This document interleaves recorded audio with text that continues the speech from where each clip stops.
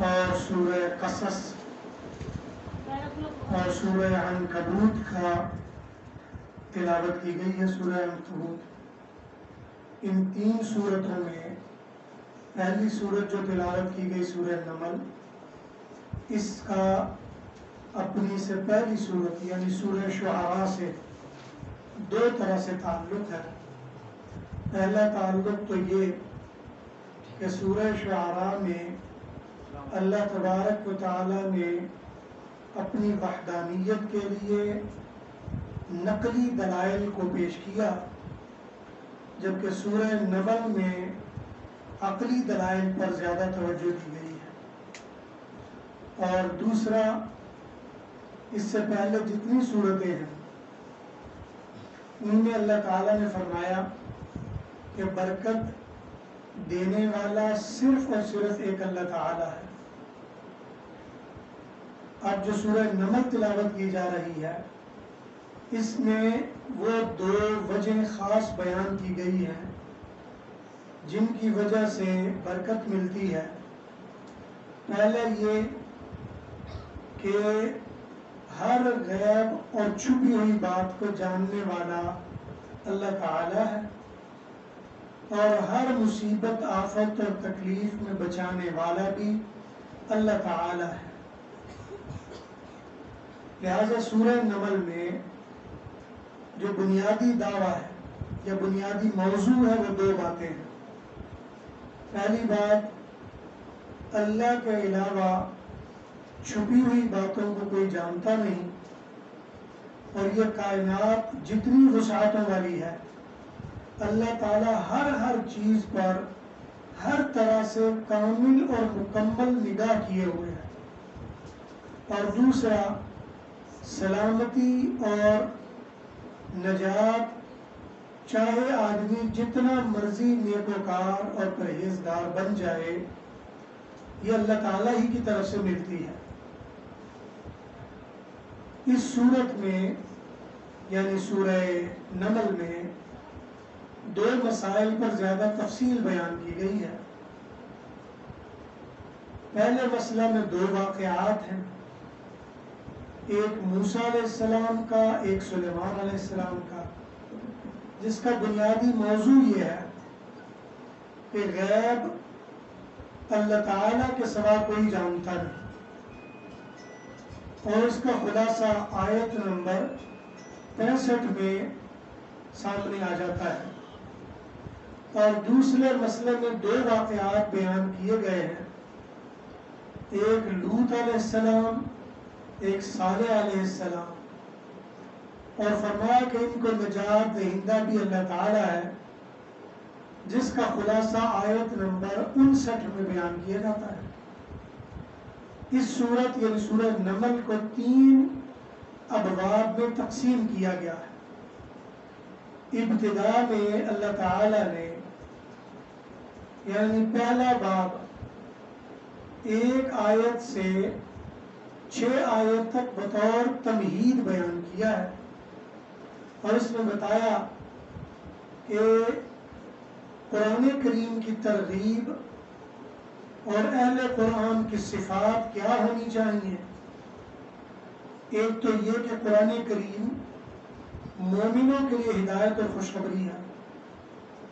مومن وہ ہیں جو نماز قائم کرتے ہیں اور جو زکوٰۃ دیتے ہیں اور جو آخرت پر یقین رکھتے ہیں. لیکن اگر کوئی ایمان والا نہ ہو، زَيَّنَّا لَهُمْ أَعْمَالَهُمْ، دنیا میں ان کے عمل ان کے لیے مزین کر دیے جاتے ہیں. اور قرآن کریم آپ کی طرف اس لیے بھیجا جا رہا ہے تاکہ اس کو دیکھ کر کامیابی والے راستے پر چل پڑو. اس کے بعد موسیٰ علیہ السلام کا واقعہ آ گیا جس میں اللہ نے بتایا کہ چھپی ہوئی باتیں اللہ ہی جانتے ہیں. اگر کوئی اور جانتا ہوتا تو موسیٰ علیہ السلام اپنے گھر والوں کو لے کر جب کوہ طور پر گزر رہے تھے، ٹھنڈ زیادہ تھی اور ہر طرف برف باری کا ماحول تھا، دور ایک آگ نظر آئی. گھر والوں کو کہا انی آنست نارا، مجھے آگ لگ رہی ہے، یوں محسوس ہوتا ہے کہ یہ آگ ہے، اور وہاں میں جاتا ہوں، کوئی خبر لے کے آتا ہوں یا تھوڑی بہت آگ لے آتا ہوں، چلے ہمیں وہ سیکنے کے کام آ جائے گی۔ جب موسیٰ علیہ السلام وہاں پہنچے تو آواز آئی یا موسیٰ انہ انا اللہ، بھائی ہم تو تیرے خدا ہیں۔ پھر ان سے لاٹھی کا کہا، وہ پھینکی، اپنے بغل میں ہاتھ ڈالنے کا کہا، اس کے اندر ایک نشانی ڈالی، اور فرعون کے پاس بھیجنے کے لیے باقی 9 نشانیاں دی گئیں۔ فرمایا وَلَقَدْ جَاءَتْهُمْ آیَاتُنَا مُبْصِرَةً، ہماری واضح نشانیاں ان کے لیے آ گئی تھی۔ وَجَحَدُوا بِهَا، لیکن انہوں نے اس کا انکار کر دیا۔ اس کے بعد دوسرا واقعہ ہے سلیمان علیہ السلام کا۔ سلیمان علیہ السلام اور داؤد علیہ السلام فرمایا فضلنا علی کثیر من عباده المؤمنین، ہم نے بہت مومنوں پر ان کو فضیلت دی تھی۔ ایک مرتبہ سلیمان نے جنات اور انسانوں کے لشکر کو جمع کیا اور ایک لشکر کو لے کر نکلے، وادی نملہ میں آئے، باتیں ہی کر رہے تھے۔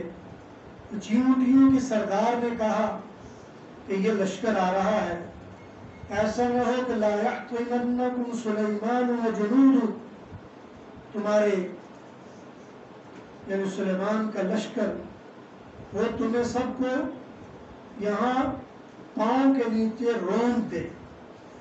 سلیمان علیہ السلام کو یہ بات پتہ چل گئی اور مسکرا دیے۔ جب ایک جگہ جا کے جمع ہوئے تو وہاں دیکھا ایک خاص پرندہ ہے، وہ نہیں ملا۔ پوچھا وہ کدھر ہے؟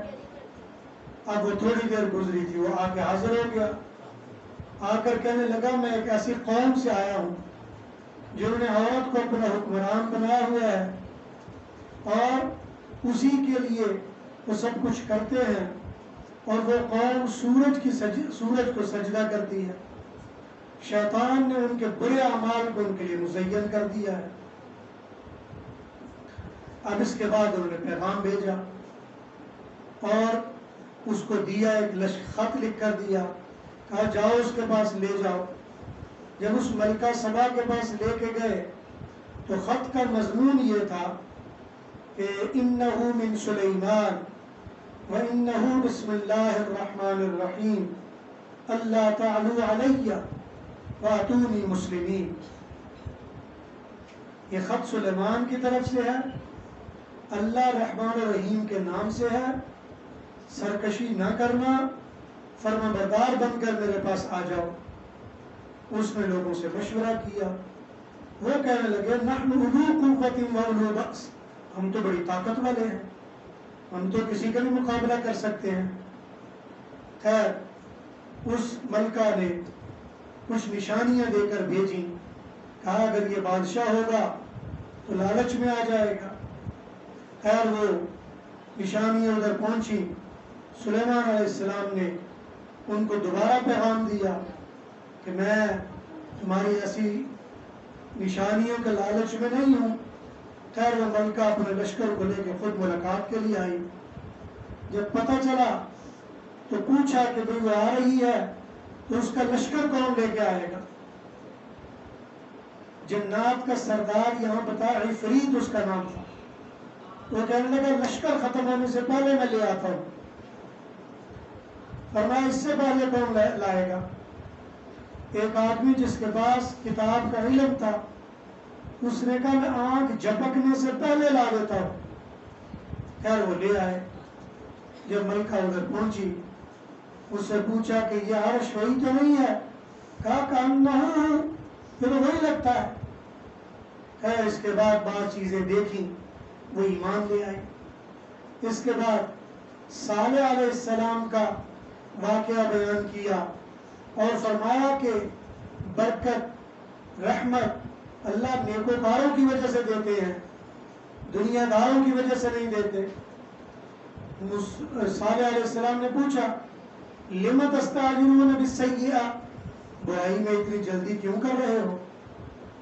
قالوا طیرنا بک، وہ کہنے لگے ساری نحوست تیری وجہ سے ہے. اور فرمایا، کہنے لگے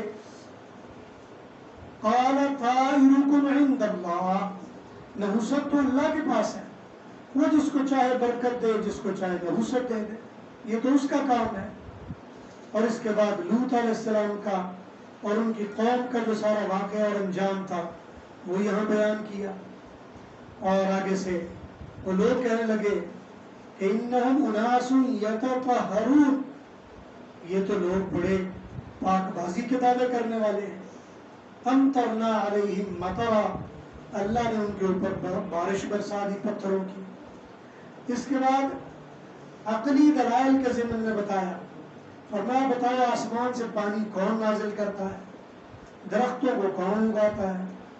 فرمایا یہ بتاؤ زمین کو کس نے ٹکایا ہوا ہے کہ انسان اس پر رہ رہے ہیں، کس نے اس پر دریا چلائے ہیں، پہاڑ کس نے بنائے ہیں، پہاڑوں اور دریاؤں کے درمیان پردے کس نے بنائے، مجبوروں کی دعاؤں کو کون سنتا ہے، اندھیروں دریاؤں سمندروں میں ہوائیں اور یہ ساری نعمتیں کون چلاتا ہے، کس نے تمہیں پیدا کیا، آسمان و زمینوں کی مخلوقات کو رزق کون دیتا ہے، اِلٰہٌ مع اللہ، کیا اللہ کے سوا کوئی اور معبود ہے؟ اگر ہے تو ہاتوا برہانکم، کوئی دلیل ہی لے آؤ پتہ چل جائے. اس کے بعد اللہ تعالیٰ نے قیامت کی طرف اور جو دعویٰ ہے اس کا خلاصہ فرمایا، قل لا يعلم من فی السماوات والارض الغیب الا اللہ، اللہ کے سوا کوئی بندہ کچھ جانتا نہیں، اللہ ہی ہے، اگر کسی کو کچھ بتا دے تو پتہ چل جاتا ہے. کافر لوگ کہتے ہیں اذا كنا ترابا وآباؤنا، جب ہم مٹی بن جائیں گے، ہمارے آباء و اجداد ختم ہو جائیں گے، کیا ہمیں دوبارہ زندہ کیا جائے گا؟ بتائیے یہ وعدے کا وقت کب آئے گا؟ اور فرمایا ان اللہ لذو فضل علی الناس، یہ تو اللہ تعالیٰ ہے جو لوگوں پر فضیلت دے دیا کرتے ہیں. اور یہ قرآن نازل کیا جا رہا ہے جس میں بنی اسرائیل کے واقعات بیان کیے جا رہے ہیں تاکہ تمہیں پتہ چل جائے کہ بنی اسرائیل نے جو گمراہی کا راستہ اختیار کیا کہیں تم بھی انہی راستوں پر نہ چل پڑو. اور سورت کے بالکل آخر میں فرمایا وَيَوْمَ نَحْشُرُ مِنْ كُلِّ أُمَّةٍ فَوْجًا، ایک وقت آئے گا اللہ تعالیٰ ہر ایک کو ایک گروہ کی صورت میں جمع کرے گا اور ہر ایک کو اس کا پورا پورا بدلہ دیا جائے گا اور ہر ایک کو پتہ چل جائے گا کون کیا کیا کرتا تھا. اور فرمایا من جاء بالحسنہ، کوئی نیکی کرے گا تو فلہ خیر منہا، اس کو اس کا اچھا بدلہ دیا جائے گا. اور فرمایا من جاء بالسیئہ، اگر کوئی برائی لے کر آئے گا فکبت وجوہہم فی النار، اس کو تو اونگے منہ جہنم میں ڈال دیا جائے گا. اس کے بعد سورہ قصص آ گئی ہے. سورہ قصص اور سورہ فرقان کا تعلق، سورہ نمل اور سورہ فرقان سے سورہ قصص کا تعلق دو طرح سے ہے.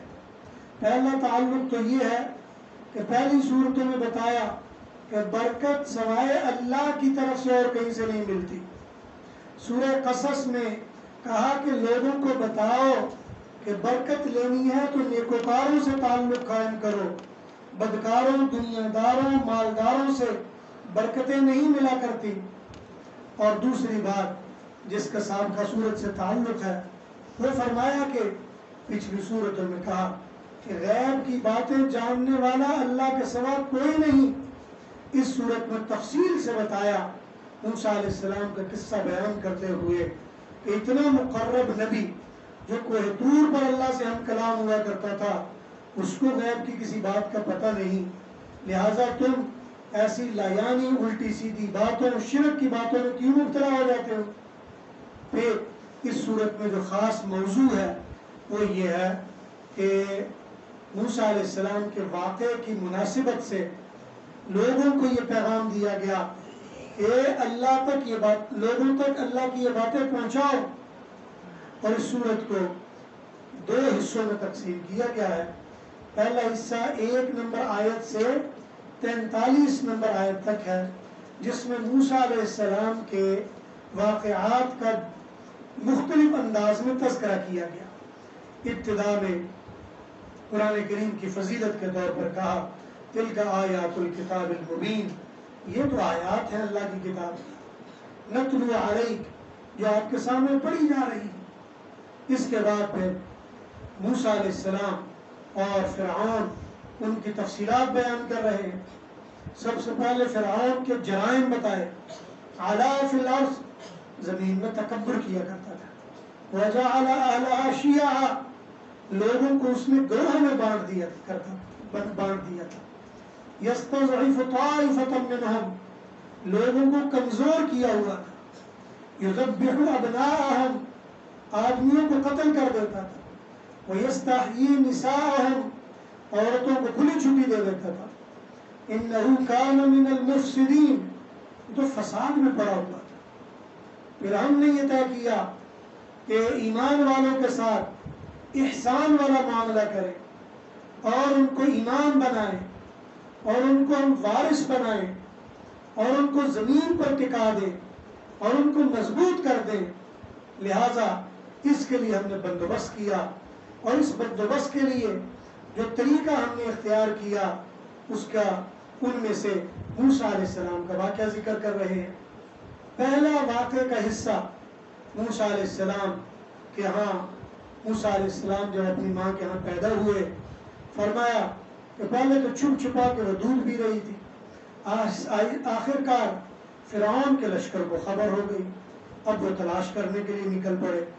موسیٰ علیہ السلام کی والدہ وہ تو پریشان ہوئی گئی، کیا کریں؟ اللہ تبارک و تعالیٰ کی طرف سے ان کے دل میں یہ بات ڈالی گئی، اس کو دریا میں ڈال دو، فَالْقِيهِ فِي الْيَمِّ وَلَا تَخَافِي وَلَا تَحْزَنِي، ڈرنے غم کرنے کی ضرورت نہیں، إِنَّا رَادُّوهُ إِلَيْكَ، ہم اسے تیری طرف واپس لوٹا دیں گے۔ بالآخر یہ بچہ سمندر میں تیرتا ہوا فرعون کے پاس جا پہنچا۔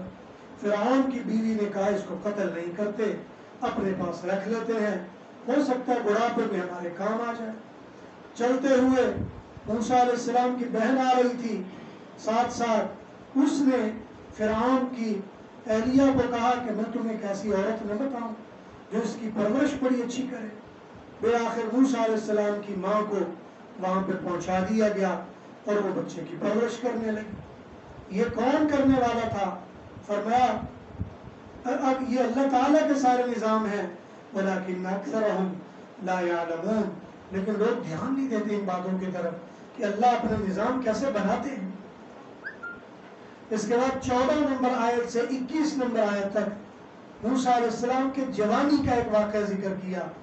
جب موسیٰ علیہ السلام جوان ہو گئے، اب وہ سارے علاقے میں چلتے پھرتے تھے اور لوگ سمجھتے تھے کہ آپ فرعون کی اولاد ہیں، لہذا آپ کا بڑا مقام و مرتبہ تھا۔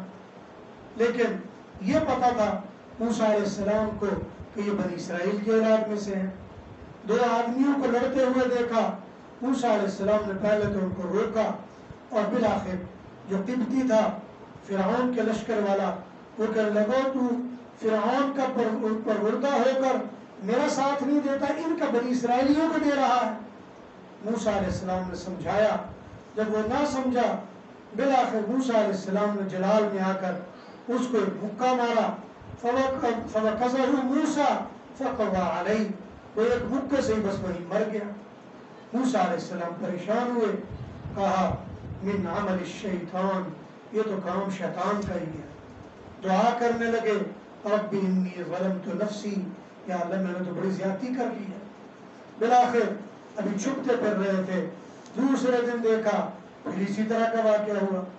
اب وہ جب ایسے کرنے لگے، وہی آدمی لڑ رہا تھا، جب اس کو چھڑانے کے لیے آگے ہوئے فوری وہ آدمی کہنے لگا قتلتا، تو مجھے قتل کرنا چاہتا ہے، کما اتقتلنی کما قتلت نفسا بالامس، جیسے کل تو نے ایک آدمی کو قتل کر دیا ہے۔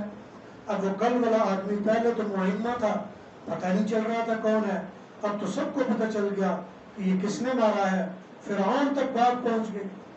اب فرعون کے لشکر میں جب بات پہنچی، انہوں نے طے کیا پکڑو موسیٰ کو اور اس کو گرفتار کرو اور اس کو قتل کر دو۔ خیر ایک آدمی وہاں سے چپ کر کے نکلا اور فوری طور پر موسیٰ علیہ السلام کے پاس آیا. جاء رجل من اقصى المدینہ یسعی، اور آ کر کہنے لگا اے موسیٰ تجھے قتل کرنے کی پلاننگ ہو رہی ہے، یہاں سے نکل جا، میں تیرے لیے نصیحت کرنے والا ہوں. فخرج منها خائفا يترقب، اور وہاں سے تو موسیٰ علیہ السلام چپ چھپا کے نکل گئے، دعا کر رہے تھے ربی نجنی من القوم الظالمین، ظالموں سے مجھے نجات دینا. اس کے بعد موسیٰ علیہ السلام جب مدین میں پہنچ گئے، فلسطین کا علاقہ یا فلسطین کا پرانا نام یہ مدین بتایا جاتا ہے. شعیب علیہ السلام وہاں ہوا کرتے تھے. آیت نمبر 22 سے 28 تک اس واقعے کا ذکر کیا. جب وہاں پہنچے ابھی شہر کے باہر بیٹھے ہوئے ہیں، دیکھتے ہیں کہ دو عورتیں ایک کنویں پر پانی پلانے لگی ہیں، لیکن وہ پانی پلا نہیں سکتی، تھوڑا بہت بچا ہوا پانی پلا دیا. بلاخر موسیٰ علیہ السلام نے پوچھا کہ تم ادھر کیوں کھڑی ہو؟ کہا ہمارا ابا بوڑھا ہے، وہ آ نہیں سکتا، ہم پانی پلانے ان کو چلاتی ہیں اور ان کو ہم کھلا بھی نہیں سکتی، پانی نہیں نکال سکتی، لہذا اکیلے نے پانی نکالا کنویں سے، ان کو پانی پلا دیا. جب گھر پہنچی ابا نے پوچھا بیٹا آج آپ جلدی آ گئی، کیا ہوا؟ انہوں نے کہا اس طرح ایک آدمی تھا اور اس نے یہ کام کر دیا ہے. ادھر سے وہ بھی نبی تھے، ان کو اطلاع ملی ہوئی تھی، انہوں نے کہا جاؤ ان کو لے کر آ جاؤ. خیر وہ دونوں بہنیں وہاں آئیں اور آ کر کہنے لگی ان ابی یدعوک، ہمارا ابا تمہیں بلا رہا ہے تاکہ جو آپ نے پانی پلایا اس کا آپ کو کوئی بدلہ دے دے. موسیٰ علیہ السلام وہاں چل پڑے اور جب وہاں پہنچے کہا کہ بھئی بات یہ ہے اگر تم میری بکریوں کو چرایا کرو تو میں تمہیں اپنی بیٹی سے، اگر تم 10 سال پورے کرو تو تمہیں میں یعنی اپنی بیٹی سے شادی کر دوں گا. اور اس واقعے کو تورات میں جھوٹے انداز میں اس طرح بیان کیا، اس لیے کہ وہاں مکر زیادہ ہے، اور وہاں اس طرح بیان کیا جاتا ہے کہ شعیب علیہ السلام نے موسیٰ سے کہا اگر تو 8 سال چرائے گا تو اس بیٹی سے شادی کروں گا، اگر 10 سال چرائے گا تو اس بیٹی سے شادی کروں گا. لیکن جب انہوں نے 10 سال چروایا تو وہ جو کم حسین تھی جس سے 8 سال کا کہا تھا اس سے شادی کر دی. تو یہ اصل میں دھوکے کا بنیاد وہاں رکھی ہے، جبکہ قرآن کریم میں اللہ نے واضح کیا کہ ایسی بات تھی ہی نہیں. بات یہ تھی کہ کہا اگر تم 8 سال چراؤ تو اپنی دونوں بیٹیوں میں سے ایک سے شادی کر دوں گا، اور اگر 10 سال کرو گے فمن عندک تو تیری مرضی ہے. تو یہ بات ہو گئی. بلاخر جب وہ کام ہو گیا، وقت گزر گیا، بچی سے شادی ہو گئی اور شادی ہو کے سارا معاملہ ہو گیا. اللہ تبارک و تعالیٰ کی طرف سے فرعون پر جانے کا اعلان مل گیا. اب اپنے گھر والوں کو لے کے نکلے. اب یہ چوتھا جزو ہے اس واقعے کا، 26 سے لے کر 35 نمبر آیت تک. موسیٰ علیہ السلام گھر کو لے کے نکلے، گھر والوں کو طور پر جا رہے تھے. دور دیکھا آگ نظر آ رہی ہے. گھر والوں سے کہا تم ادھر ٹھہر جاؤ، لعلی آتیکم منہا بخبر او جزوة من النار، یا تمہیں وہاں سے کوئی راستہ پتہ کر کے آتا ہوں یا میں کوئی آگ لے کے آتا ہوں، چلو ہمارا گزارا چل جائے گا. جب موسیٰ علیہ السلام وہاں پہنچے اور وہاں پہنچ کر جب ابھی پہنچے ہی تھے تو جھاڑی میں سے آواز آئی کہ یا موسیٰ انی انا اللہ، اے موسیٰ میں تو اللہ ہوں جو رب العالمین ہوں. اور دوبارہ جو پچھلی صورت میں جزوی طور پر بیان کیا، یہاں تفصیل سے کہا تیرے ہاتھ میں کیا؟ انہوں نے کہا لاٹھی ہے. کہا زمین پر پھینکو، سانپ بن گیا، ڈر گئے. کہا قبل ولا تخف، پکڑ لے، ڈرنے کی ضرورت نہیں. پھر کہا اسلک یدک فی جیبک، اپنے گریبان میں ذرا ہاتھ ڈال. جب ہاتھ ڈالا تو وہ چمکتا ہوا ہو کر واپس آ گیا. کہا جا فرعون کے پاس اور اس کے لشکر کے پاس، انہو کانوا قوما فاسقین، یہ بڑا فسق و فجور کرنے لگے ہیں. موسیٰ علیہ السلام نے کہا یا اللہ انی قتلت منہم نفسا، میں نے تو وہاں ایک بندے کو مارا ہوا ہے. فاخاف ان یقتلون، مجھے تو ڈر ہے وہ مجھے مار دیں گے. میرے بھائی ہارون کو میرے ساتھ کر دیجئے تاکہ ہم دونوں یہ کام کر سکیں. اس کے بعد اللہ تعالیٰ نے اس واقعے کو ادھر ہی چھوڑا. اب ایک 5واں جزء اس واقعے کا بیان کیا، اور یہ 36 نمبر سے آیت سے 43 نمبر آیت تک ہے. اور موسیٰ علیہ السلام جب فرعون کے پاس پہنچ گئے اور جا کر اس کو پیغام دیا اور اللہ کی طرف بلایا تو وہ آگے سے کہنے لگے मा हाज़ा इल्ला सिह्रुन मुफ्तरा, ये तो जादूगर है जो अपना जादू लेकर आ गया है। मूसा अलैहिस्सलाम ने कहा रब्बी अअलमु बिमन जाअ बिल हुदा, मैं तो हिदायत लेकर आया हूँ, अल्लाह को पता है। फिरऔन ने अपने लश्कर को कहा मा अलिमतु लकुम मिन इलाहिन गैरी, और भाई तुम्हारा खुदा अपने सिवा तो मैं समझते ही नहीं किसी को, बताओ कोई और खुदा है। उसी वक्त फिर हामान से कहा या हामान औक़िद ली, आग जला ऊंची, फजअल्ली सरहा, एक बड़ा महल बना, लअल्ली अत्तलिउ इला इलाहि मूसा, ताकि मीनार पर चढ़कर मैं मूसा के खुदा को तो देख लूं। तारीख में आता है कि सबसे पहला मीनार वो ये बनाया गया। फरमाया कि फिरऔन ने, उसके लश्कर ने तकब्बुर का रास्ता इख्तियार किया, हमने उसको पकड़ा और इनको निजात दी और उनको समुद्र में गर्क कर दिया। और वातबअनाहुम फी हादिही दुनिया लाना, और क़यामत तक के लिए उनके लिए लानत का बंदोबस्त कर दिया। इसके बाद मूसा अलैहिस्सलाम को हमने किताब दी और उनको कहा कि लोगों की हिदायत और रहनुमाई का बंदोबस्त करो। इसके बाद दूसरा हिस्सा शुरू हो रहा है और मूसा अलैहिस्सलाम की इन सारी बातों के मुनासिबत से हुजूर सल्लल्लाहु अलैहि वसल्लम की तसल्ली का बंदोबस्त किया गया है। पहले नंबर पर तो फरमाया वमा कुन्त बिजानिबिल गरबिय्यि इज़ क़ज़यना इला मूसल अम्र, ए नबी सल्लल्लाहु अलैहि वसल्लम आप उस वक्त उधर नहीं थे जब मूसा अलैहिस्सलाम को ये सारी बातें की जा रही थी, बताई जा रही थी और ये सारा निज़ाम बनाया जा रहा था। वमा कुन्त बिजानिबित तूर, तूर पर भी आप नहीं थे जब उनसे हम कलामी हो रही थी। इसी तरह कोई भी मौका ऐसा नहीं था कि आप वहां पे हो। मूसा अलैहिस्सलाम को जब हमने आयात दी आप उधर नहीं थे। मूसा अलैहिस्सलाम को जब जादूगर कहा गया तो आप उधर नहीं थे। ये सारी की सारी बातें ये इसीलिए हैं कि हुजूर सल्लल्लाहु अलैहि वसल्लम अल्लाह के मुक़र्रब हैं लेकिन छुपी हुई बातें नहीं जानते। इसके बाद कुरान करीम का मसला बयान किया कि ये कुरान भी इसी तरह तुम्हें दिया जा रहा है जिस तरह पहले लोगों को तौरात दी गई।